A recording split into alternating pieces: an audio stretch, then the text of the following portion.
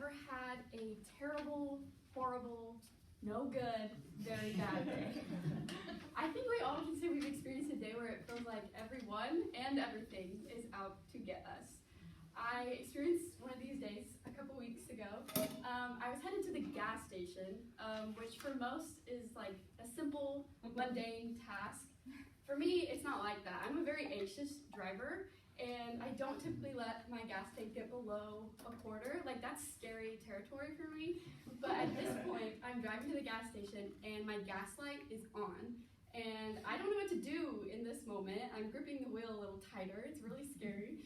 I pull up to the gas station, and I get out of my car, and I go to grab my wallet, and I realize that I forgot my wallet at home. Oh no, the panic starts to set in.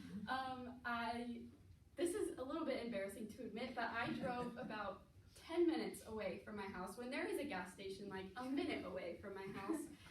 This is the preferred gas station. I don't know if this is a universal thing, if you have a favorite gas station that you prefer, but I do, and I went there, middle of the drive, gas light turns on. Oh no, forgot my wallet. Now I drive back home, I run inside, grab my wallet, get back in the car, and then drive to the gas station that's like a minute away. When I get there, I see little white papers taped to each pump. That is never a good sign. That is never a good sign. Let me tell you. I pulled up to the pump, I read it, and it said that all 4 pumps were out of order. The panic really starts to set in at this moment, like any teenage girl would. I told my dad. What do you do? He did not answer me. I am left in fear. I had to make the decision on my own. Thankfully, I made the right decision. I got in my car and I Google Maps the next nearest gas station. I knew my area, but also don't know the exact miles. I know the exact miles I have left. There's one 3 miles away, so drove 3 miles, good, got my gas. And you think the story ends here? It does not. This turned into a very, very terrible day for me. I decided, once again, teenage girl, I needed a reward. So I was like, I'm gonna go to Starbucks. I'm gonna get my favorite drink. Pull up to the drive-thru window. She hands me my drink, and my worst nightmare happens. I dropped the drink in like the pit of doom between my car window and the drive-thru window.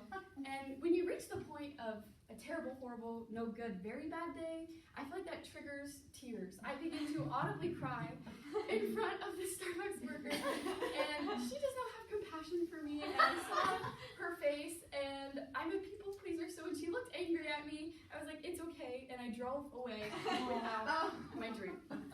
And this was a terrible day. But I went home that day, I went to bed, I woke up the next morning, and it was no longer a bad day. And I got to thinking, what happens when we have a bad day and then we wake up and it's another bad day, and then it's another bad day, and then that turns into a bad week, or a bad month, or a bad year? What happens when we can't escape the bad days? Someone came to mind when I was thinking about what happens when we can't escape the bad days, and this person I think would be very familiar with having a bad day. However, if you were here with me today telling you guys his story, I don't think that he would say that he was living a bad life. But some of the things he went through, he was in prison multiple times. He defeated death again and again and again, and he often thought that he was going to die. He was pelted with stones and beaten with rods. He was in danger in countries that hated the name of God, and he was in danger from persecutors. He was hungry and he was thirsty, and he was shipwrecked, not once, not twice, but 3 times. And he was left in the open sea day and night. And you may have put this together, you may have not. This man is the Apostle Paul. In the last years of his life, he spent it in prison, not his first time in prison. And this time was a lot harsher for him. He was in a prison cell in shackles, being treated as if he were a criminal, but he was doing something just. And during this time, probably the darkest moment of Paul's life, he gave us the book of Philippians. Now, if you've never read the book of Philippians, I want to tell you that it is not a dark or hopeless book. It is weirdly optimistic and joyful and encouraging. And we learned from Paul that prison and death and the fear of death had nothing on a man whose hope was resting in the eternal. Paul gives us encouragement throughout this book, and I've learned two specific things through his encouragement on how we can get through dark times and have hope in God. And he also gives us a third bonus encouragement that I want to share with you guys because I think it's really important. And this morning we're going to talk about how to have hope in the midst of darkness. So the first one, starting in Philippians 4, beginning in verse 4, Paul says, "Rejoice in the Lord always." You can't miss it. He says, "Rejoice in the Lord always." Again, I will say rejoice. Let your reasonableness be known to everyone, and the Lord is at hand. Do not be anxious about everything, but in everything by prayer and supplication with thanksgiving. Let your requests be made known to God.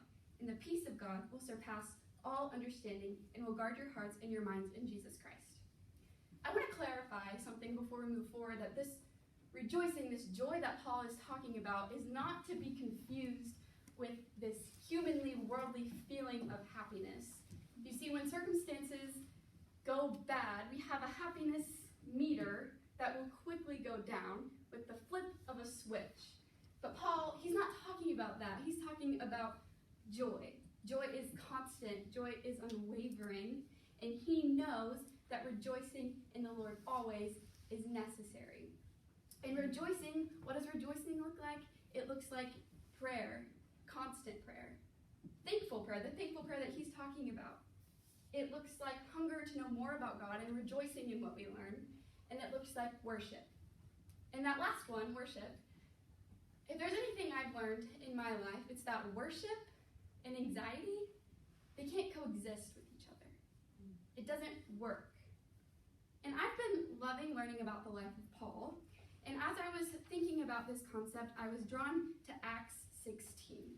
Acts 16, in the early church, Paul and Silas are in Philippi, and they're evangelizing and church planting, and things go awry. They have a target on their backs, and they are thrown into jail, and that is where we meet Paul in this story.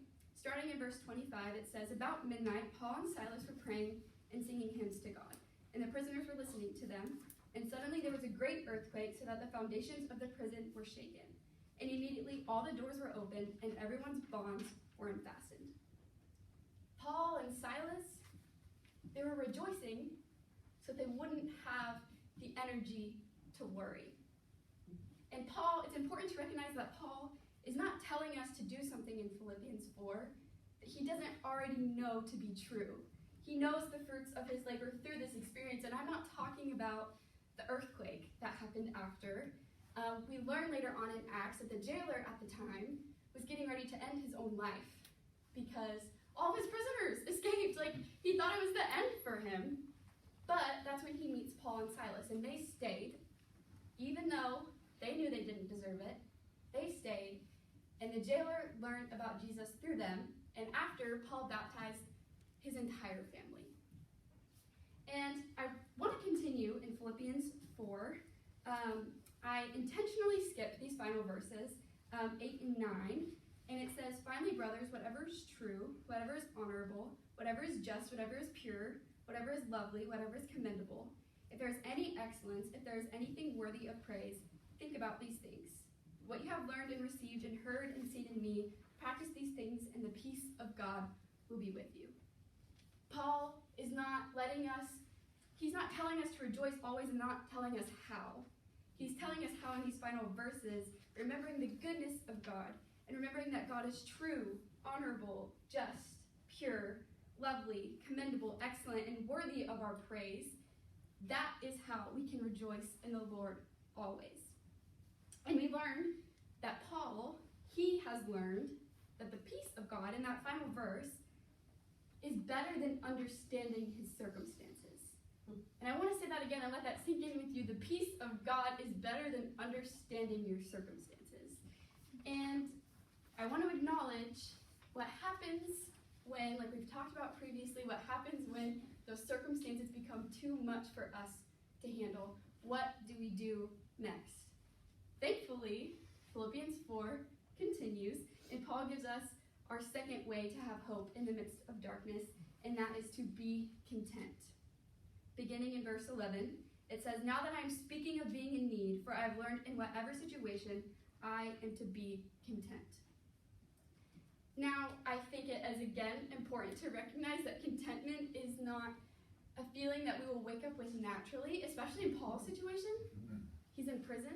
I don't know about you, but if I were in prison thinking that I was about to die in a couple of days, I don't think I would wake up being able to say that we should be content. But Paul did. And I think as humans, we naturally seek something more and something better than where we are at life now. But let me tell you that something more, that something better, it's not going to be better unless it's from God.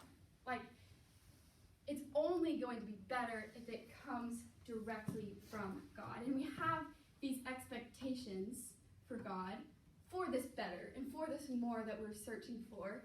Maybe it's a relationship. God, if only I found my person, you don't know what I'd be able to do. God, if only I got the job I wanted, or financial stability. God, you have no idea what I could do if I just had the money to. Or maybe it's healing, physical healing, emotional healing, an apology that you've been waiting for. And we have these expectations placed on God, saying, God, when I get this, I will be content. Mm-hmm. But if it's not from God, it's not going to be better. This drew me to thinking about my dogs. I promise this has a point. My family, we have 3 dogs, and they are like additional children. We treat them like they are spoiled, they are pampered, and they are loved far beyond they could ever imagine. But if you are our next door neighbor, Snell, you may know that they run out sometimes. The door gets left open, and they run. It's lightning quick speed. And I bet it's very comical for our neighbors to see us chasing after our dogs. But for us, it's really frustrating because we know that this is not better for our dogs. They're not going to be okay out in the wildlife, but they think that's what they want, and they run for it. And it probably does feel good for them for about 5 minutes. But what happens when they get hungry, or they get thirsty, or they want a belly rub, or a really nice nap in mom and dad's bed? Like, what happens then? And I think this looks a lot like our relationship with God. A door gets left open, and we run. Maybe you're running to the past. Maybe there's a past addiction or a past relationship that used to satisfy you, but it ran dry. Or maybe you run to the future. You're running too far forward, where God doesn't even have you yet, but you would rather be anywhere else than where you are now. And when these situations go awry, we say to God, if only I knew that it got cold in the woods at night. Or if only I knew that there were wolves out there searching for prey. Or if only I knew that the water is gross. God, if only I knew these things, I wouldn't have done it. And I intentionally skipped verse 13 in Philippians 4, a very well-known verse. You probably know it. And I want to go back up to verse 12 and read this for you. And it says, I know how to be brought low, and I know how to abound. And in every circumstances, I have learned the secret of facing plenty and hunger, abundance and need. Ears up, he literally just said, I have learned the secret of facing and hunger, abundance and need. And then it follows with verse 13, and it says, I can do all things through him who strengthens me. Now, I want to read this verse differently than Paul wrote it. I can do nothing without him who strengthens me.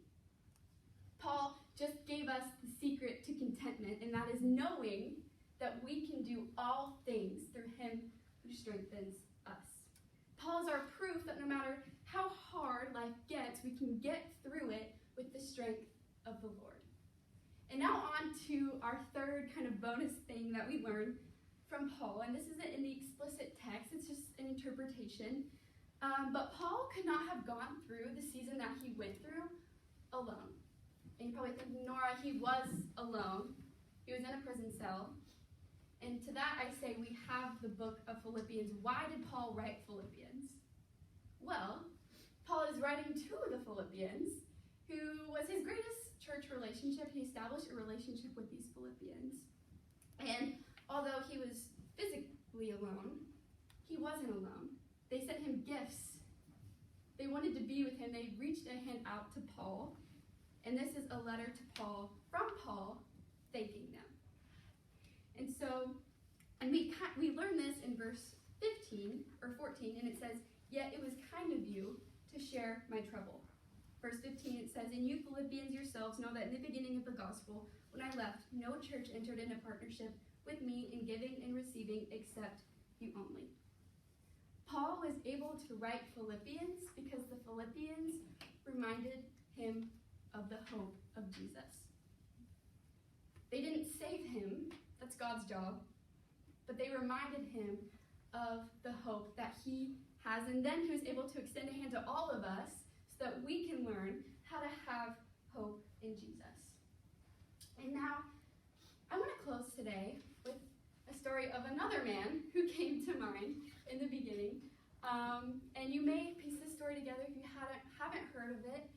It's one of my favorites, and it's a story about a man who lived in Chicago with his wife and his 5 kids. And his first son, a couple years after he was born, 4 years after, his son died of sickness.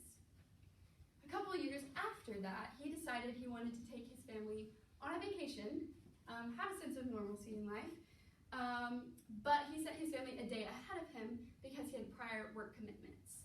And while his family was at sea, the day before he was supposed to go, a vessel struck in the sunk ship, and all 4 of his daughters died.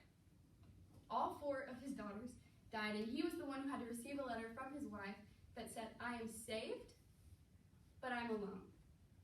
He quickly went out to see his wife, to grieve with his wife, so that they could travel back together, and she wouldn't have to be alone. And as they were at sea, the pilot came forward and told them that they were passing over the exact part of the sea where all 4 of his daughters drowned. You would think that this would be the darkest, most hopeless moment of his life, and it probably was. But he went back to his cabin and he began to write.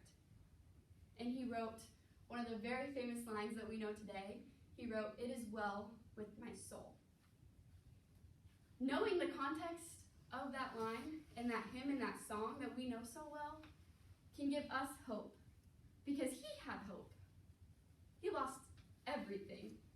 I don't think a lot of us can fathom a type of loss like that. He lost all of his kids in the span of 6 years, and yet he wrote, "It is well with my soul." And there's one verse in this song that really strikes a chord with me, and it says, "Lord, haste the day when faith is sight, and the clouds roll back like a scroll.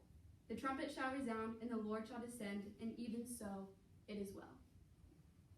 All of the stuff that I said today, none of it matters without this.